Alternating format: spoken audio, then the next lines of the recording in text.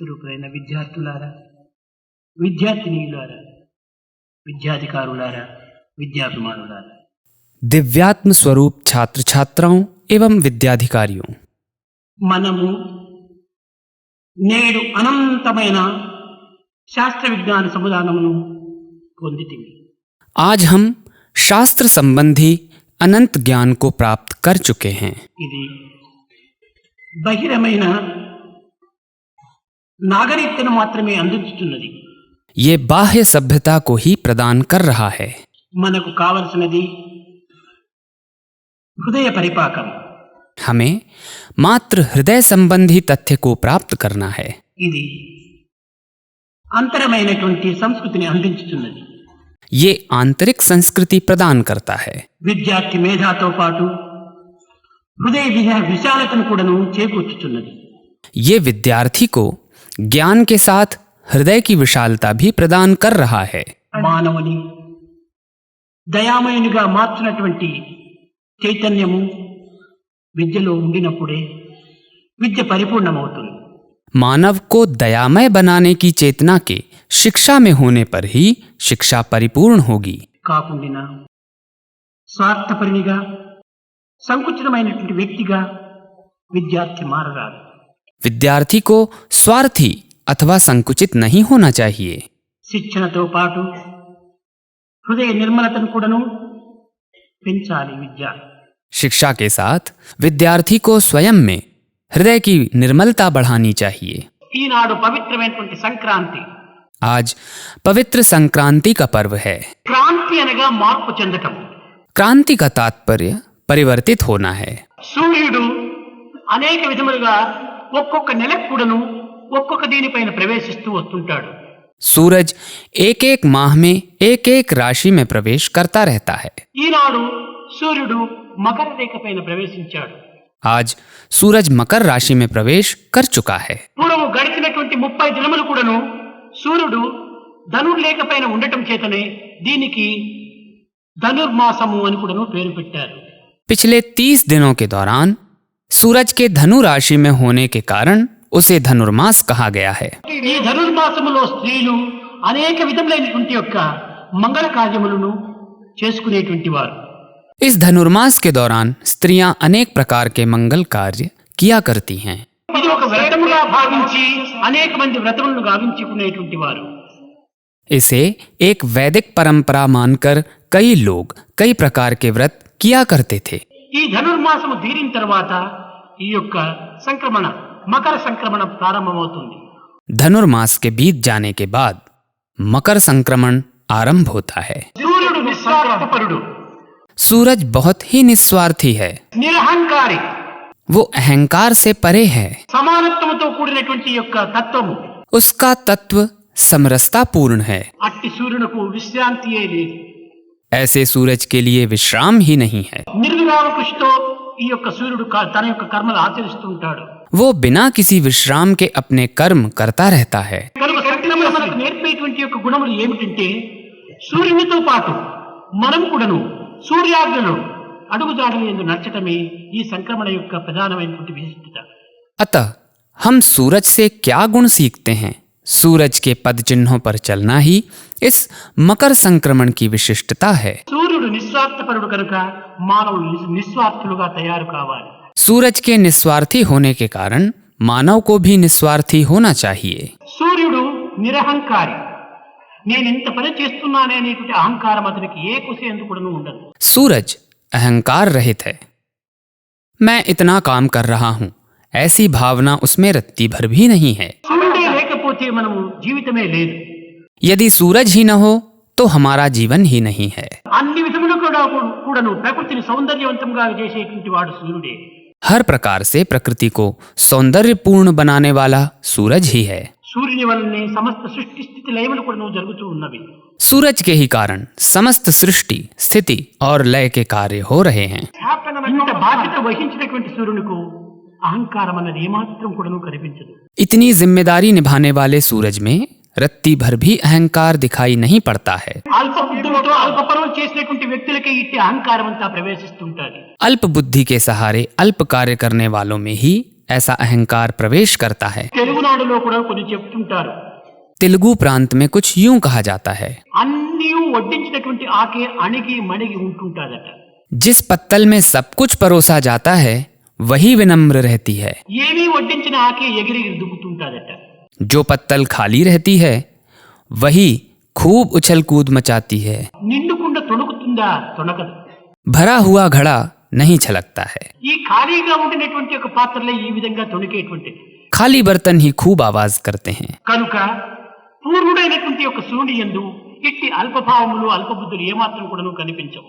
अतः सूर्य जो पूर्ण है उसमें ऐसी अल्प बुद्धि कतई दिखाई नहीं देती है। కనుక సూర్యుని వలె ప్రతి మానవుడు కూడాను నిరహంకారిగా తయారు కావాలి। अतः प्रत्येक मानव को सूरज की भांति अहंकार रहित होना चाहिए। విజ్ఞాన శాస్త్ర ప్రకారము సూర్యుడు కదిలేటువంటి వాడు కాదు। विज्ञान शास्त्र के अनुसार सूरज विचलित होने वाला नहीं है। భూమి తిరగటం చేతనే సూర్యుడు కదిలినట్టుగా మనకు కనిపిస్తుండాలి। पृथ्वी के घूमने के ही कारण हमें सूरज के हिलने का आभास होता है। అతను నిత్యుడు, सूरज नित्य है, అతను పరిపూర్ణుడు, वो परिपूर्ण है, అతను అచలుడు। वो अचल है। కానీ చలనులైనటువంటి యొక్క మానవులకు అతను కూడాను చలించినట్టుగా కనిపిస్తున్నాడు। परंतु चंचल मानवों के लिए वो विचलित सा प्रतीत होता है। నిశ్చలమైనటువంటి జలంలో సూర్యుడు నిశ్చలంగానే కనిపిస్తుంటాడు। निश्चल जल में सूरज भी निश्चल ही प्रतीत होता है। అలలతో కూడినటువంటి జలంలో సూర్యుడు కూడాను కదిలినట్టుగా కనిపిస్తుంటాది। लहरों से युक्त जल में सूरज भी हिलता हुआ सा दीख पड़ता है। కానీ సూర్యుడు కదులుతున్నాడా? జలం కదులుతుందా? लेकिन क्या सूरज हिल रहा है अथवा जल हिल रहा है? అదే విధంగానే మానవుని యందు ఉన్నటువంటి మనస్తత్వమును కదలటం చేతనే సూర్యుడు మార్పు చెందినట్టుగా, సూర్యుడు ప్రయాణం జరుపుతున్నట్టుగా మనకు గోచరిస్తున్నారు। इसी प्रकार की मानसिकता के कारण सूरज के परिवर्तित होने और चलायमान होने जैसा आभास होता है। ఆధ్యాత్మిక అంతరాత్మలందు ఈ సూర్యుడు ఈనాడు ఉత్తర దిశ యందు ప్రయాణం కావటంలో ఒక విశిష్టమైనటువంటి అర్థంతో కూడి ఉన్నది। आध्यात्मिकता के आंतरिक अर्थ के अनुसार आज सूरज के उत्तरी दिशा की ओर बढ़ने का एक विशिष्ट अर्थ निहित है। దేవతలకు ఈ 6 నెలలు కూడాను పగలు అని దీని యొక్క అంతరార్థం। देवताओं के लिए ये 6 महीने दिन हैं, यही इसका आंतरिक अर्थ है। ఇది కేవలం ఉత్తర దిశ యందు ప్రయాణం కావటము, ఈశ్వరుని యొక్క మార్గాన్ని అనుసరించటము। उत्तरी दिशा की ओर बढ़ने का अर्थ ईश्वर के मार्ग का अनुसरण करना है। ఇంతే కాకుండా లౌకిక దృష్టితో చూచినప్పుడు ఈ ప్రపంచమంతైకుడు చక్కగా కలకలలాడుతూ సుందరమైన సౌందర్యాన్ని ధరిస్తూ ఉంటుండాలి। इतना ही नहीं, लौकिक दृष्टि से देखने पर इस समय सारा संसार हरा भरा होकर अत्यंत सौंदर्यमय हो जाता है। సామాన్యమైన ప్రజలందరూ కూడాను ఈ మాసము లోపల ఎట్టి పనులు లేక ఇంటి యందు చక్కని విశ్రాంతిని అందుకుంటుంటారు। इसी प्रकार सभी लोग कोई काम के न होने के कारण घरों में विश्राम करते रहते हैं। అన్ని రకమైనటువంటి పంటలు కూడాను ఇంటికి చేరటం చేత తిండి తీర్థాదులకు ఎట్టి ఇబ్బంది కూడా లేకుండా అనుభవిస్తుంటారు ప్రజలు। सारी फसलों के घरों में पहुंच जाने के कारण, खान पान की कोई कमी न होने के कारण लोग आनंद का अनुभव करते हैं। వాతావరణం సమశీతోష్ణంగా ఉంటుంటాది। वातावरण भी ठंड और गर्मी से संतुलित रहता है। సూర్యుడు కూడాను ప్రశాంతమైనటువంటి రూపంతో ప్రజలకు ఆనందాన్ని అందిస్తుంటాడు। सूरज भी प्रशांत रूप में लोगों को आनंद प्रदान करता रहता है। దీనికి పూర్వమంతైకుడును రాత్రి వేళ అధికంగా ఉండేటువంటిది। इससे पहले रात का समय अधिक रहता था, పగటి పూట కాలం తక్కువ। दिन का समय कम रहता था। నేటి నుండి పగలు ఎక్కువ, రాత్రి తక్కువ। आज से दिन का समय अधिक और रात का समय कम होगा। దినము కూడాను చాలా ప్రశాంతంగా ఉంటుంటాది। दिन का समय भी बहुत प्रशांत होता है। కనుక సంక్రాంతి పండుగ అనేక విధములైనటువంటి భౌతిక సంపత్తితో కూడి, ప్రకృతి యొక్క సౌందర్యముతో కూడి మానవునికి ఆనందాన్ని అందిస్తూ వచ్చింది। इसीलिए संक्रांति का पर्व भौतिक संपत्ति प्रदान करने के साथ साथ प्राकृतिक सौंदर्य को बढ़ाकर आनंद प्रदान करता आ रहा है। కనుక సంక్రాంతి పండుగ అనేటువంటిది భారతీయులకు చాలా ప్రధానమైనటువంటి పర్వదినము। इसीलिए भारतीयों के लिए संक्रांति का पर्व अत्यंत महत्वपूर्ण है। ఇది దైవం దిశకు ప్రయాణం జరిపేటువంటి యొక్క నెల। ये ईश्वर की ओर अग्रसर कराने वाला माह है। ఉత్తర దిశ అనగా హిమాచల పర్వతం వైపు। उत्तर दिशा अर्थात हिमालय की ओर। హిమాచల పర్వతం యొక్క ప్రయాణమే। ये हिमालय की ओर यात्रा करना ही है। హిమం అనగా ఏమిటి? हिम से क्या तात्पर्य है? అచలమనగా ఏమిటి? अचल का क्या अर्थ है? హిమాచల పర్వతం అనగా ఏదో ఉత్తరప్రదేశ్ యందు ఉన్నదని మనం భావించరాదు. हिमाचल से हमें यूं नहीं समझना चाहिए कि वो कोई उत्तर प्रदेश का पहाड़ है। హిమం అనగా నిర్మలమైనటువంటిది, हिम का अर्थ निर्मल है, చల్లదనంతో కూడినటువంటిది. वो ठंडक से युक्त है। అచలమనగా చెలింపలేనటువంటిది. अचल का अर्थ अविचल है। కనుక నిర్మలము, నిశ్చలము, ప్రశాంతతో కూడినటువంటి హృదయ స్థాయికి హిమాచలం అని పేరు. अतः जिस हृदय का स्तर निर्मल, निश्चल और प्रशांत है वही हिमाचल है। అట్టి హృదయవాసే ఈశ్వరుడు.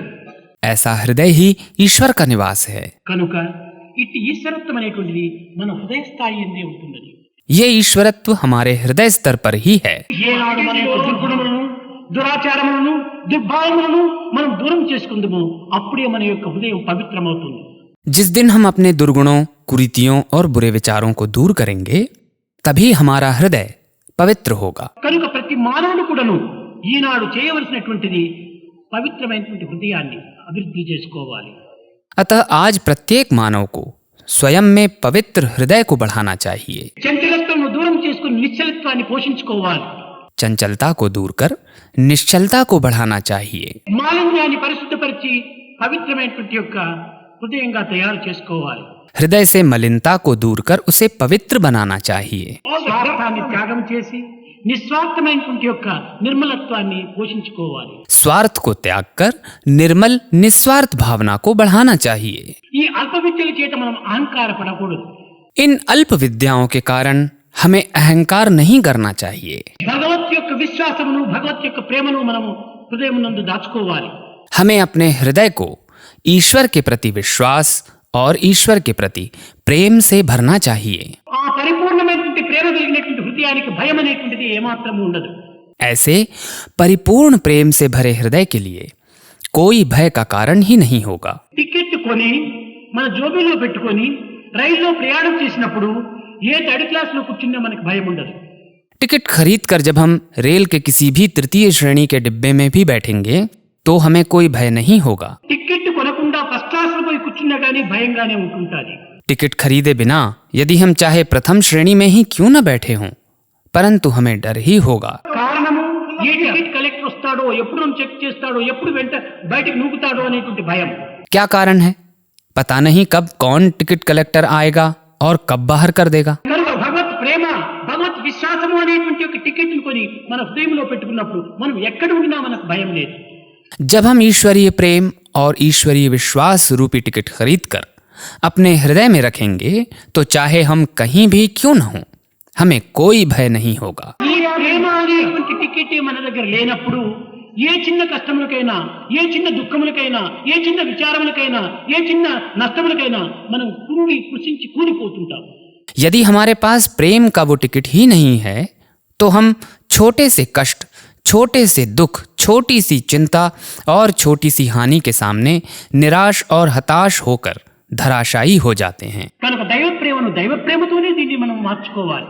इसीलिए हम प्रेम के सहारे ही ईश्वरीय प्रेम को स्वयं में बढ़ा सकते हैं। ప్రకాశించేటువంటి చంద్రుడిని చూడటానికి ఏ టార్చ్ లైటు, ఏ ల్యాంటర్ను మనం తీసుకొని అక్కర్లేదు. प्रकाशवान चंद्रमा को देखने के लिए हमें कोई टॉर्च लाइट अथवा लालटेन लेने की आवश्यकता नहीं है। చంద్రుని యొక్క ప్రకాశంతోనే చంద్రుడిని చూడవచ్చు. चंद्रमा के प्रकाश के सहारे ही चंद्रमा को देखा जा सकता है। అదే రీతిగా ప్రేమ స్వరూపుడైనటువంటి పరమాత్మను చూడాలంటే ప్రేమ ద్వారానే చూడాలి. ఇంకా అన్య మార్గంలో దీనికి ఏమాత్రం కూడా పనికిరాదు. इसी प्रकार ईश्वर जो प्रेम स्वरूप है उसे प्रेम के सहारे ही देखा जा सकता है। अन्य किसी उपाय से उसे देखना संभव नहीं है। కనుక ప్రేమనే ప్రధానమైనటువంటి ప్రాణం మానవులకు. अतः मानव के लिए प्रेम ही प्रधान प्राण है। దీనికి దూరమైపోతే ఈ ఎడబాటును మనం సహించుకోలేము. इससे दूर होने पर हम उस वियोग को सह नहीं सकेंगे। నిజమైనటువంటి భక్తుడు భగవత్ ప్రేమకు ఎడబాటుకు ఏమాత్రం కూడా ఓర్చుకోలేడు. एक सच्चा भक्त ईश्वर के प्रति प्रेम के वियोग को कदापि सह नहीं पाएगा। చిక్కిన పవిత్రమైనటువంటి యొక్క కాలమును దక్కించుకుంటకై కొంచెం ప్రయత్నించాలి. हमें प्राप्त इस पवित्र समय का सदुपयोग करने का प्रयत्न करना चाहिए। ఈనాడు పవిత్రమైనటువంటి మహాపర్వదినం. आज एक उत्कृष्ट पर्व का दिन है। సూర్యుడు కూడా దక్షిణం నుంచి ఉత్తరం ప్రయాణం చేస్తున్నాడు. सूरज भी दक्षिण से उत्तर की ओर बढ़ रहा है। దీనినే దేవయానము అన్నారు, పరమాత్మ వైపున ప్రయాణము అని. इसी को देवयान अर्थात परमात्मा की ओर अग्रसर होना कहा गया है। ఆ సూర్యునితో పాటు మన యొక్క బుద్ధిని కూడాను దేవయానంగా మనం అభివృద్ధి గావించుకున్నప్పుడు నిజంగా మనం జన్మకు సార్థకంగా అవుతుంది. उस सूरज की भांति जब हम अपनी बुद्धि को भी ईश्वर की ओर अग्रसर करेंगे तो हमारा जीवन सार्थक होगा। ఈనాటి నుండి మన భావములను పవిత్రమైన ఆధ్యాత్మిక మార్గంలో ప్రవేశపెట్టి आज से हम अपनी भावनाओं को पवित्र आध्यात्मिकता के मार्ग में प्रविष्ट कराकर నిత్య జీవితమునకు సంబంధించిన కృత్యములు యందు ఏమాత్రం కూడాను లోటు చేయక दैनिक जीवन से संबंधित कार्यों में कोई कोताही न बरतते हुए కర్తవ్యాలు చక్కగా నిర్వర్తించుకుంటూ अच्छी तरह से कर्तव्यों को निभाते हुए ఇది ఇహమునకు అది పరమునకు గమ్యము అనేటువంటి ఒక లక్ష్యాన్ని హృదయమునందు అభివృద్ధి పరచుకొని इस भावना को हृदय में सुस्थिर करते हुए कि ये लौकिक और वह पारलौकिक मार्ग के लिए सुनिश्चित है, ఈ రెండు విద్యలు ఎందుకు కూడాను రెండు పాత్రలుగా మనం వహించి इन दोनों स्तरों पर दो पात्रों को धारण करते हुए దివ్యమైనటువంటి గమ్యాన్ని दिव्यतापूर्ण मार्ग ధన్య జీవితాన్ని सार्थक जीवन को అందుకుంటారని నేను ఆశిస్తూ ఆశీర్వదిస్తూ నా ప్రసంగాన్ని విరమిస్తున్నాను. प्राप्त करेंगे। इसी आशा के साथ आशीर्वाद देते हुए मैं अपना प्रवचन समाप्त करता हूँ। प्रेम मुदित मन से कहो राम राम राम राम राम राम राम राम राम राम राम राम।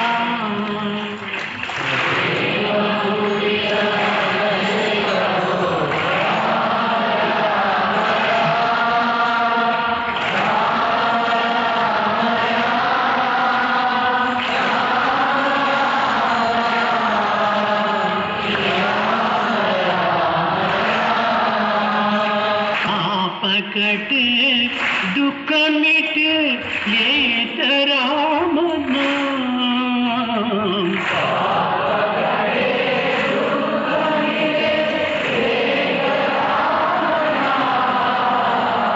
भव समुद्र सुखद नाव एक राम नाम।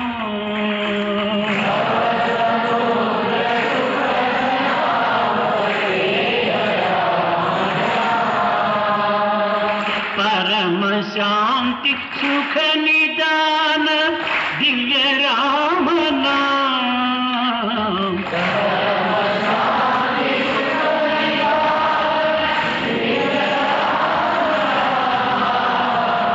निराधार को आधार एक राम नाम।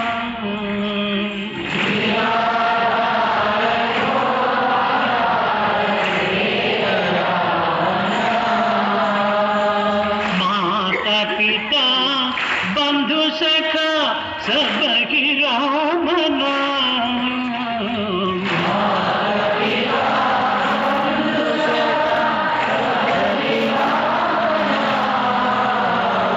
भक्त जनर जीवन धन एक राम नाम।